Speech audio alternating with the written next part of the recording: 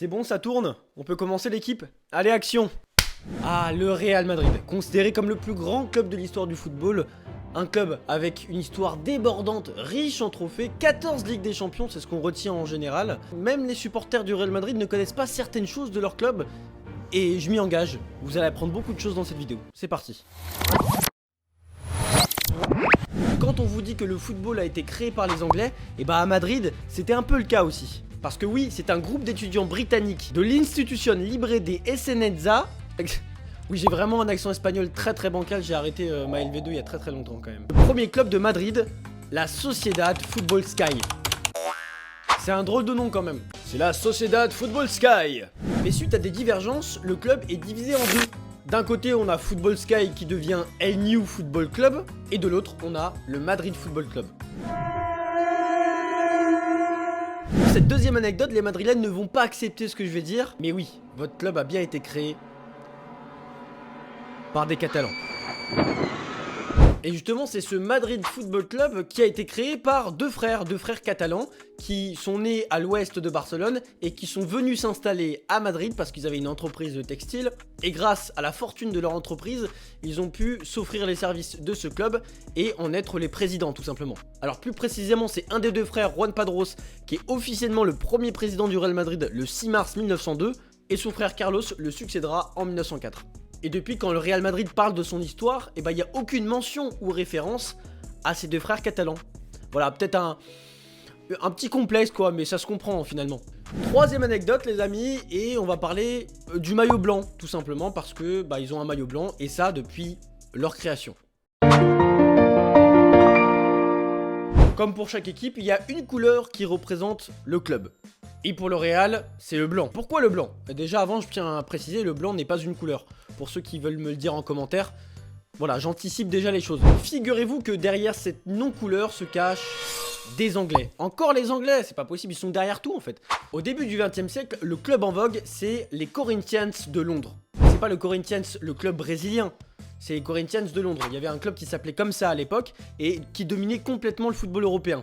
Et justement par son esprit sportif et ses performances, la direction madrilène, ils ont été éblouis par ce club. Ils se sont dit, on va les prendre en exemple et on va faire un maillot blanc comme eux. Et donc avec cette anecdote du maillot blanc, je tends une perche, enfin mon crayon de papier vers la quatrième anecdote pour l'appellation les merengues. Pourquoi on appelle les merengues? Pourquoi les meringues? Vous allez le savoir tout de suite. L'Espagnol Matías Prats va s'inspirer de la couleur blanche du maillot madrilène. Il est journaliste à la radio nationale espagnole et c'est lui qui est à l'origine du nom les merengues en 1913 pour décrire les joueurs. C'est un surnom qu'il a régulièrement utilisé lorsqu'il commentait les matchs parce que c'était le seul journaliste qui commentait les matchs du Real Madrid. Et donc depuis, cette utilisation est restée dans les esprits, dans les mémoires, et aujourd'hui on appelle toujours les joueurs du Real Madrid les merengues. Et donc maintenant, merengue n'est plus seulement le nom d'un dessert, mais aussi le nom des joueurs du Real Madrid. Je vous arrête un petit instant pour faire ma petite pub et ça va durer 10 secondes. Allez, top chrono. Vous voyez ça. Ça, ce sont des posters sur le Real Madrid qui sont édités par le site Frame the Game. Si vous les voulez, vous cliquez sur le lien en description. Cinquième anecdote et on est dans les pourquoi dans cette vidéo. On se pose des questions et c'est vrai que c'est des anecdotes très historiques, mais au final, on apprend beaucoup de choses sur ce club. Pourquoi Real Madrid? Parce que comme je vous l'avais dit, c'était le Madrid Football Club. Et en 1920, c'est devenu le Real Madrid grâce à un décret d'Alphonse XIII, roi espagnol devenu grand amateur de football. Et donc le club reçoit le titre de Real, donc qui veut dire royal tout simplement. Je sais pas pourquoi j'ai mon crayon de papier. Et d'ailleurs, c'était pas le seul club à avoir cette appellation parce que à partir de 1908, il y a aussi la Real Sociedad, ou sinon le Real Club Deportivo Espagnol de Barcelone. C'est très long, mais oui. Ou le Real Vigo Football Club, ou le Real Betis Football Club de Séville. Cette tendance va brutalement prendre fin en 1931 lorsque la Seconde République est proclamée, donc pendant 10 ans, le Real Madrid reprendra son nom Madrid Football Club. À partir de 1920, vous voyez le logo, je sais pas si ça s'affichera ici ou ici, mais en tout cas, le logo du Real Madrid n'avait pas de couronne.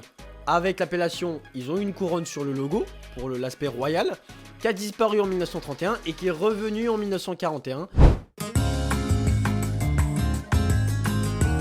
Parlons du stade Santiago Bernabéu, c'est tout simplement en hommage à Santiago Bernabéu qui était un ancien joueur du club au début du XXe siècle et qui en était le capitaine et qui était aussi président du club de 1943 jusqu'à sa mort en 1978. Je l'ai dit en mode un peu historique, en 1978. Et donc alors que le stade Estadio Chamartín, j'ai fait un effort sur l'espagnol cette fois, même si c'est toujours pas très concluant, et ce stade il était à 22 500 spectateurs, ce qui était pas assez pour le président. Il se disait le club commence à grandir, il commence à avoir de l'importance, donc il faut qu'on construise un club avec plus de capacité. Et donc en 1947 ils construisent un nouveau stade avec 75 000 places, donc ça n'a rien à voir. Il avait même atteint les 125 000 places dans les années 50, et comme les places de bourg ont été supprimées dans le football moderne, on est revenu à des bases à 80-90 000 à peu près. Et pendant qu'il était toujours président, le stade s'est appelé Santiago Bernabéu en 1955. C'est pas lui qui a pris cette décision, mais en tout cas c'était en son hommage parce que c'est quand même une belle pierre qui a été mise dans cette histoire du Real Madrid. Ça a été très très important pour le club en tout cas. Et pourquoi ça a été important d'avoir ce stade là? Tout simplement parce que il est révolutionnaire, surtout avec les nouvelles constructions récentes. Parce qu'aucun stade ne pourra se targuer d'avoir un balcon ou un rooftop au-dessus du terrain. C'est-à-dire qu'on a carrément des gens qui vont pouvoir se promener au-dessus du stade, regarder en bas et tout simplement voir le match. Voilà, c'est un peu des loges VIP où il y aura un peu un côté musée sur l'histoire du club. Ça s'appellera Skywalk, donc ça porte bien son nom, et pourra même se transformer en discothèque. Et ce Skywalk, il doit être terminé avant le prochain concert de Taylor Swift qui va prendre ses quartiers au stade Santiago Bernabéu le 30 mai prochain. Voilà, on a fini avec ce stade. Petite anecdote croustillante qui est assez brève. Le Real Madrid n'est tout simplement jamais descendu en seconde division de toute son histoire. Et ça, c'est quand même une vraie performance. Depuis la création de la Liga en 1928, le Real Madrid s'est toujours maintenu en première division. Et là, vous allez être étonnés, vous allez être choqués, mais la plus mauvaise perf de ce club en l'espace de presque 100 ans en Liga, c'est d'avoir été 11e. Ça mesure la grandeur de ce club quand même.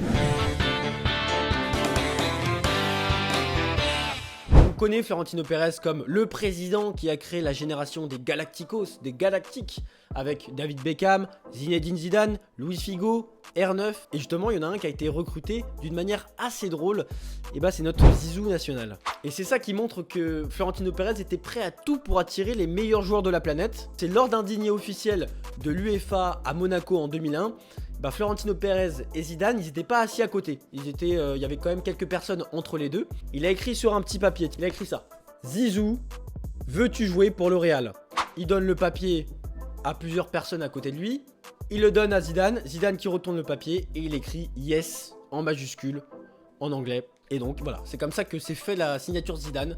Quelques mois plus tard, après de longues négociations, 75 millions d'euros, soit le transfert le plus cher à l'époque. C'était quand même plus facile de recruter des grands joueurs à l'époque parce qu'en ce moment, pour recruter Kylian Mbappé, on voit que c'est assez compliqué depuis ces dernières années.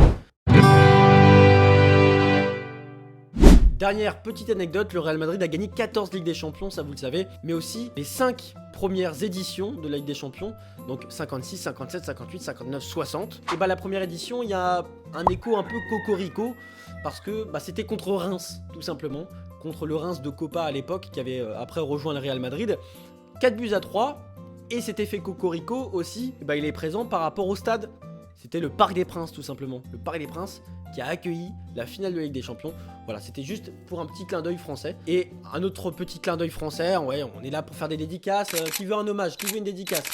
Parce que c'est aussi un Français qui a créé la Ligue des Champions. Voilà, c'est Gabriel Hanot qui a écrit dans le journal L'Équipe pour faire sa demande. Nos clubs français gagnent jamais la Ligue des Champions, à part l'OM en 93. On a pu contribuer à notre échelle, un tout petit peu.